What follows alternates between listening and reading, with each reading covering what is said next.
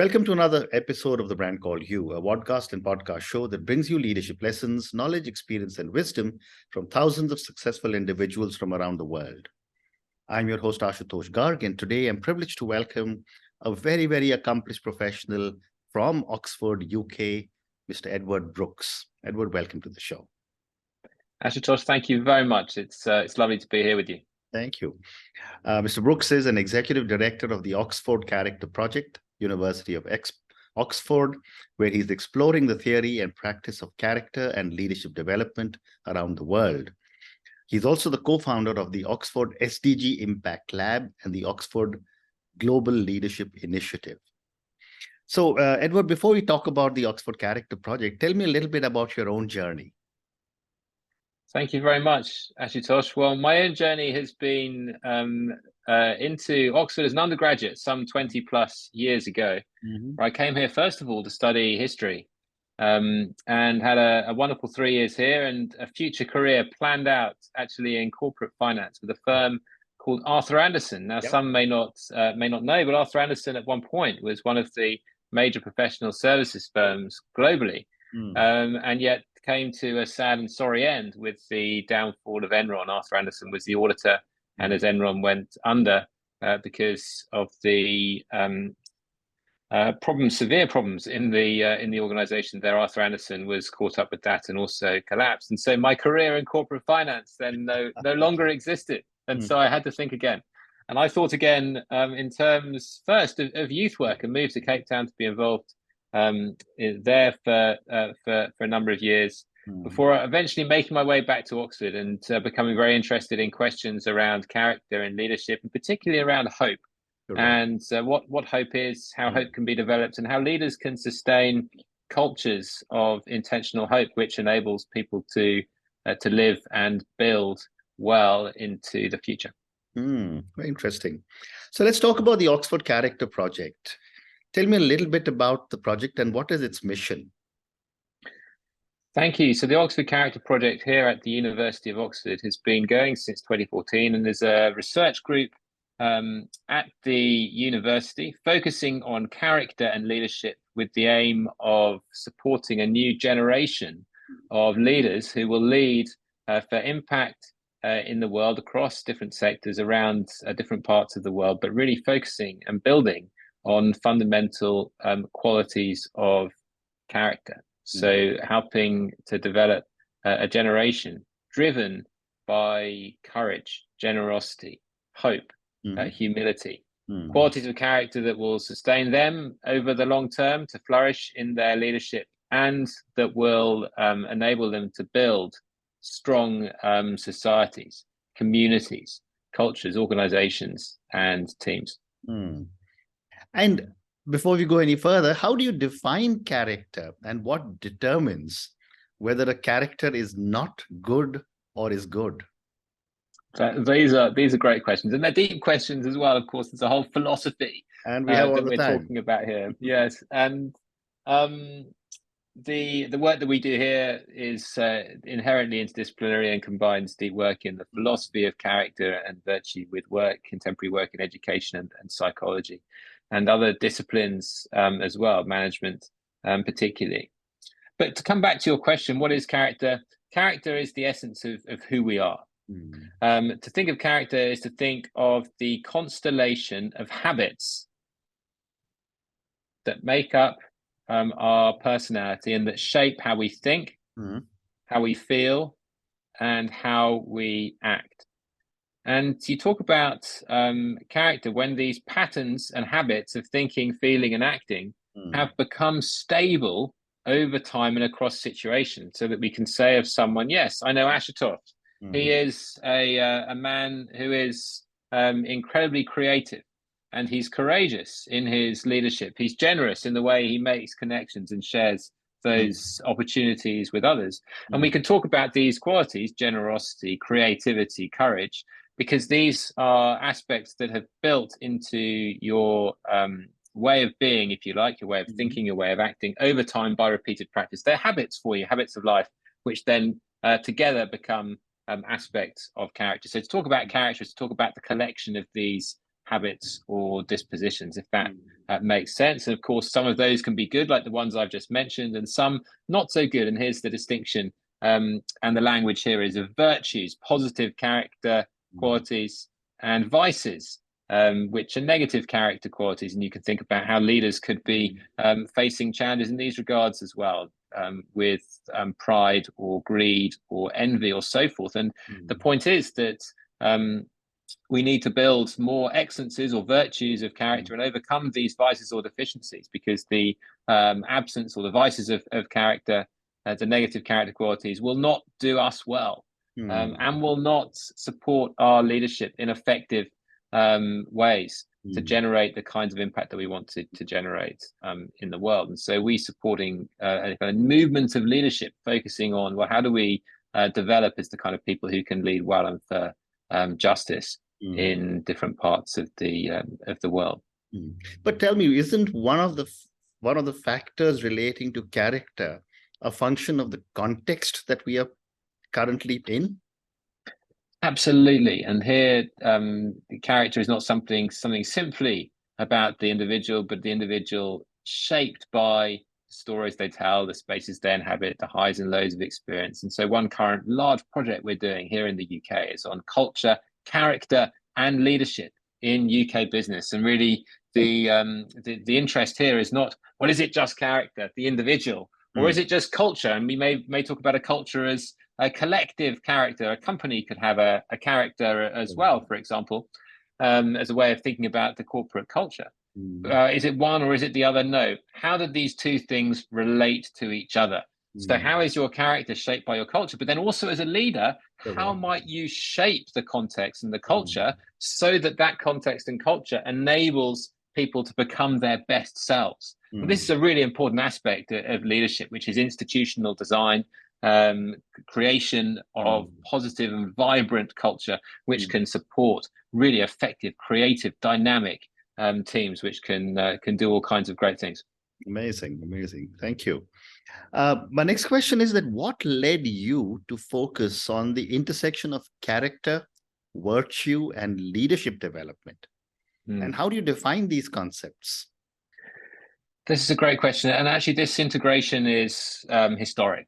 So we go back to the classical world, and the ideals for leaders were of leadership based not on technique primarily, but on these important character virtues. And so we read a text such as Aristotle's Politics, and we find virtue foregrounded here in important ways. And this is reflected in other traditions in different parts of the world as well. Now, this ideal came back to the fore at different points in history. There it is in the Italian Renaissance amongst the humanists. And it still exists as an aspiration today in public life. And so we have important standards and codes which we seek to hold up and hold our leaders accountable to.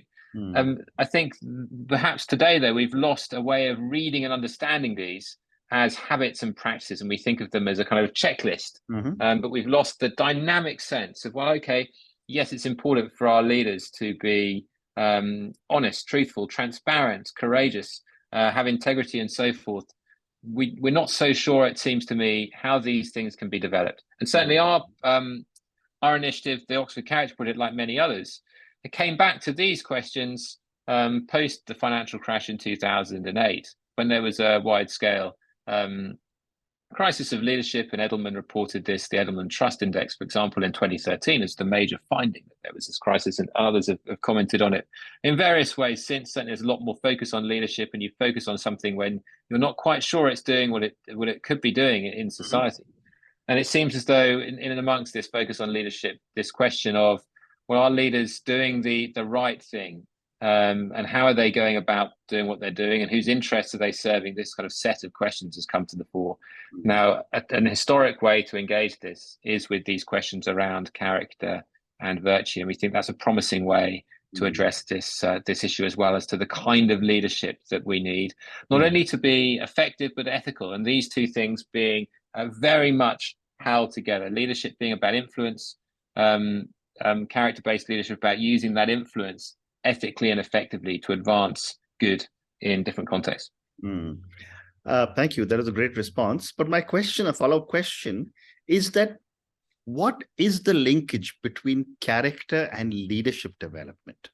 Well, we can think about leadership development in terms of the sets of skills or capacities a leader might need to learn. And so if you're going to lead in a context, you need to learn something about communication, because you need to develop your vision and share that with others, and multiple stakeholders as well. You need to learn something about critical thinking, because you need to analyze circumstances and develop strategy. You need to learn something about project management, because as a leader, you're going to be responsible for resources and you need to be a good steward of those things. So you might think of different skills that you might need to develop and package these in terms of capacities. But what underlies these skills?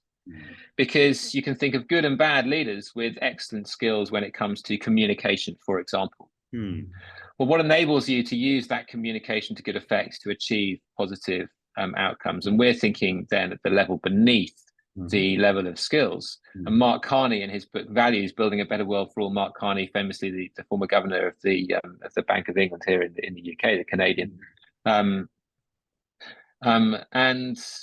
he talks about leaders needing to be able to do certain kinds of things. These are the skills we're talking about, but underneath that doing is a being certain kinds of people. And this is well observed. And it's another example. We might think of a venture capital firm, Andreessen Horowitz, and how has A16Z, Andreessen Horowitz, come about developing its corporate culture? Well, we only need to look to the founder, and Ben Horowitz talks about it in his book, What You Do is Who You Are, all about character. Really a corporate culture and a leadership culture which depends on the ways of being grounded in ways of repeatedly acting habits here. So I think this idea is not necessarily so novel, but we're bringing it to the fore again and thinking about, okay, well, look, it's important for leaders to develop skills and techniques, but underneath those, this is character, and that's what drives leadership well. Also, I think, and I add another point here is, look, things are changing very quickly, very, very quickly in our world. And leaders are going to have to operate across very, very different contexts. What's going to enable you to transition between one thing and another, to switch codes, to operate in new and uncertain environments? Well, where your skills might be developed in one environment, but actually you might need another skill set in another. Well, you're going to need to develop qualities of character which can enable you to learn quickly, to think and act in ways which are dynamic and sensitive to new environments. We're going to need to go a bit beneath the kind of set kind of checklists of criteria and capacities, and that's where we get to this character level, and it enables leaders to operate with some real agility. Very interesting. And what would you say are the benefits of character education for individuals and societies?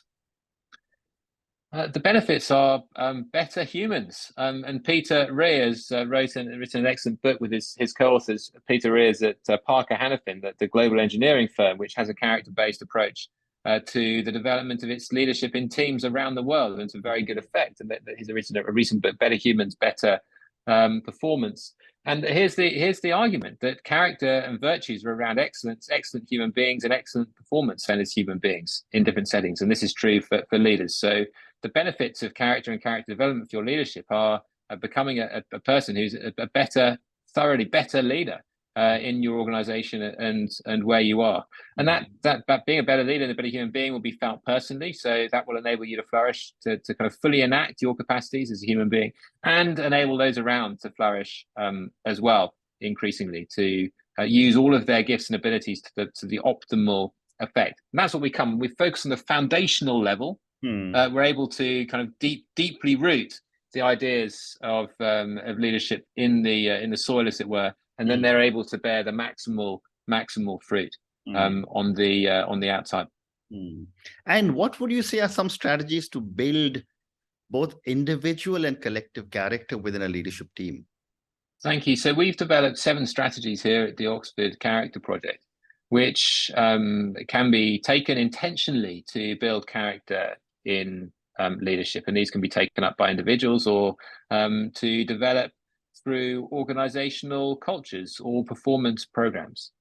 And there are 7 of them, like I say, and they begin with this idea of habituation through practice. So repeatedly acting, and this is an ancient idea that we become what we repeatedly do, and that character virtues are built like skills in performance, say in music or in sport, by repeatedly practicing, say an aspect of empathy, seeking to understand the people around you and your team, what's driving them, what's concerning them, in order to be able to help them to deliver in the organization or your team, and to flourish and to thrive. How do you develop a repeated practice of empathy? Well, you start to do it, and you have attendant practices of listening, of questioning, and so forth. So that's one. Habituation through practice. Reflection on experience is another. So what changes experience to learning experience? Well, it's a practice that doesn't just kind of go through and endure things, that's experience, but reflects on those, learns from them, develops them further. And so you might think about journaling here as a way to take that up and apply it in your context. But ways of building reflection into a team, into leadership. And many leaders historically, and if you look and read great biographies of leaders and leaders that you look up to, you'll see this pattern of solitude and reflection in the greatest leaders. They have ways of processing experience, determining difference, making change. That's the second reflection, through reflection on experience. A third is learning and engaging with virtuous exemplars. So role models are really important to us. We learn with this kind of mimetic quality of seeing how others operate, particularly those we admire, and then modeling ourselves on what we see. Well, how can we build into that intentionally and effectively? So how can I identify role models? How can I look to people around me and intentionally think, okay, these people I'm going to be learning from because they're those in my working environment, in the context. How can I do that really intentionally? So processing their example and taking that on board. Engaging with virtuous examples. That would be a third. And very briefly, I'll run through the through the other 4. Yeah, please, yes. There'd be developing a new language, because terminology opens up possibility. And so here we talk about virtue literacy, and developing the increasing ability to converse at this level of character will help you to analyze and understand your own experience, analyze and understand the aspects that you have to develop and to work on, and think about strengths and weaknesses of character in kind of more sensitive ways. You might think about courage and think how it's between 2 poles. On the one side of foolhardiness, of rushing in too quickly when actually it wasn't necessarily prudent, but on the other side of holding back too much, and to start to develop a new character, a new vocabulary here. We can talk about this as a moral literacy, but developing terminology. This is a fourth. A fifth is awareness of bias and situational variables. So how is this circumstance shaping me in one way or another? Just my awareness of that will enable me to engage with the context and culture, and to think about and own my own experience and development here as a human being, my ways of acting and being. Do I want to act and be in the ways that others are around me, or do I want to do something different here because actually there's a better way to go on it? And engaging and being aware of these situational variables can help us to engage in these positively and build them for others. Sixthly is reminders that make our norms and things that are important salient to us. So how can we build good reminders of who we are, what's important into our daily life? Companies try and do this with their own values, but how can we do this for ourselves with our values, our norms, our beliefs, our commitments, things that keep coming up to us? How can we develop our own set of reminders and help others to remind us too? And then the final one would be this collective dynamic of friendship, which is absolutely essential in life. It's deeply philosophical. What's a deep philosophy on what friendship is and means and how it operates. But in one understanding, you need to discern between different kinds of friendship. And this is another classical understanding of friendship, which determines friends into 3 categories. Friends of utility, these are like network connections. Friends of pleasure, these would be friends that we enjoy shared activity with, whether that's music or theatre, sport, literature, whatever it might be. And then friends of virtue, and this third quality of friends of mutual accountability, where in this friendship is this dynamic of being there for the other person to help that other person become their best self. And this kind of friendship, cultivating these, will help us to grow and develop, both in life and in leadership. And we can develop these friendships as peer friendships, also with mentors in different ways as well. But going actually actively seeking those out for ourselves can help us to grow and develop. So these 7, maybe there's a kind of simplicity to them in a sense, but developing, integrating these 7 can help us all to grow in character and the character need of good leadership. Correct. No, fantastic. And I think I'm certainly going to read up more about these 7 strategies, and I'm sure all my viewers and listeners would want to get to know this much more. One more question regarding the character project, and then I wanted to spend a few minutes on the Oxford SDG Impact Lab. Edward, what are some of the common misconceptions about character education, and how do you address them? I think one misconception is that character education is about telling people who they need to be. And it's not. The practice of character education that is the only one suitable, I think, in a context where we're working with and thinking about character development for adults, young or old, is about self-guided character development. And so character education is really a dialogue. Character can be learned, but maybe not so easily taught if we think of teaching as terms of just instruction. Here, the idea is that sure, we can share ideas, practices, and we can teach those in a sense, but I can't tell you who to be or teach you in a sense of, here, follow this line of instructions that I say, and this will certainly lead to X equals Y.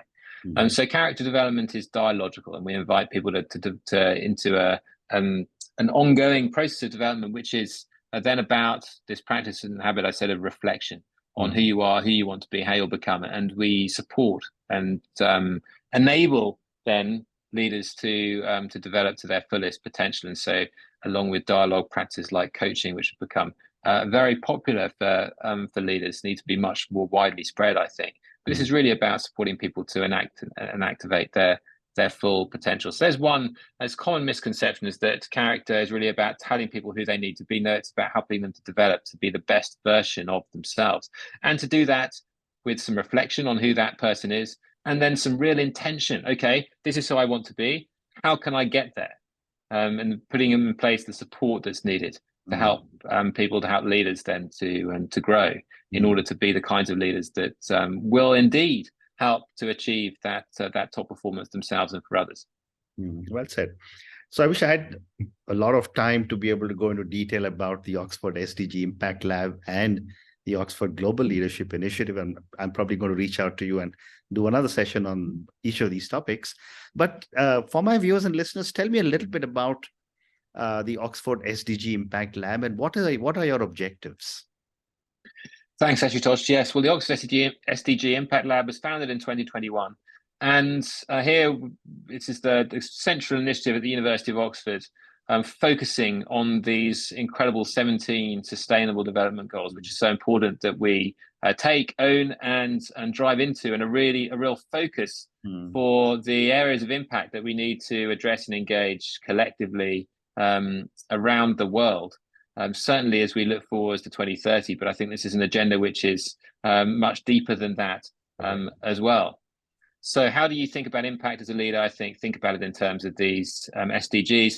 And certainly it seemed to us that this is how organizations are increasingly thinking wonderfully. Many organizations are aligning their impact to the Sustainable Development Goals. Now, what we've done at the SDG Impact Lab then is thought, okay, well, look, organizations, businesses, organizations in the public and third sectors as well, aligning themselves in their impact with the SDGs. How do we bring research and leadership to bear on these efforts? And so the SDG Impact Lab draws together graduate students here at the university to work with partner organizations to develop research around SDG impact, which can help us to help those organizations to think about what it is that they can do best and how they can know that they're making the impact that they want to have, by enabling them to understand those contexts better. So applying understanding of the SDGs, applying aspects of leadership, applying research skills together with organizations to advance the SDGs. That's the mission of the lab here. And we have some wonderful partners. We started with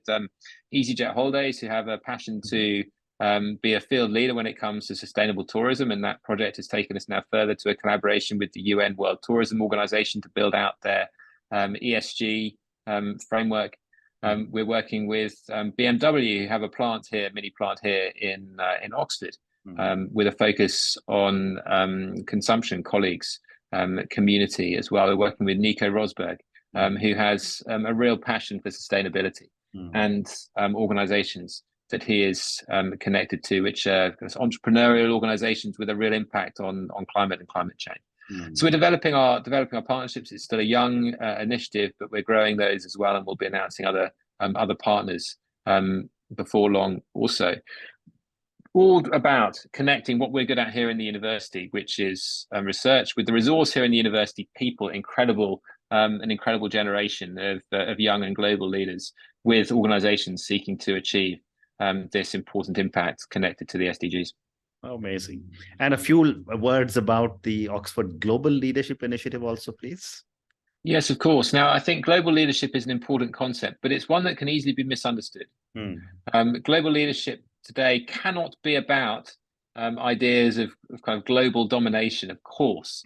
And if these ideas of global leadership bring this to our mind, okay, we need to lead and rule the world. Well, we need to step back from that and think, okay, well, what kind of leadership is needed globally? And this is what the Global Leadership Initiative is all about. It's about a discourse between leaders from different contexts. And here we have graduate students at the University of Oxford who come from around the world, and who we bring together in cohorts, diverse cohorts then, of emerging leaders from different backgrounds, different academic disciplines, with different aspirations and ideals for impact as well, and think together about, oh, look, what leadership is, how it works, how it can work better, and how that can be a story about developing personally as well as developing in terms of techniques and strategies, which will be important as well. But what in the sense of character is going to be important to be developed here. And so it's a character-based leadership initiative which has been running since 2014 and has students from across the graduate student population here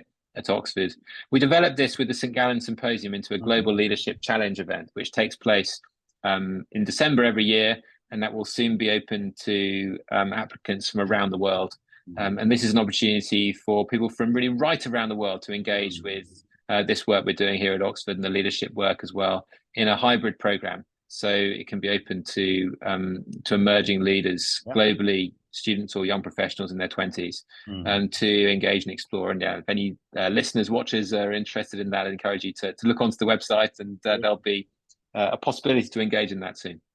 Well, I wish I was 45 years younger and I would have applied.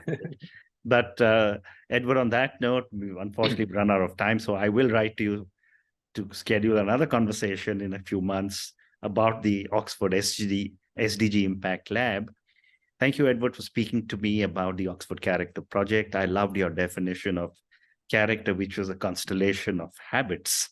Thank you for speaking to me about so many different aspects of character. Thank you for speaking to me about the 7 strategies that organizations can use to be able to build individual and collective character.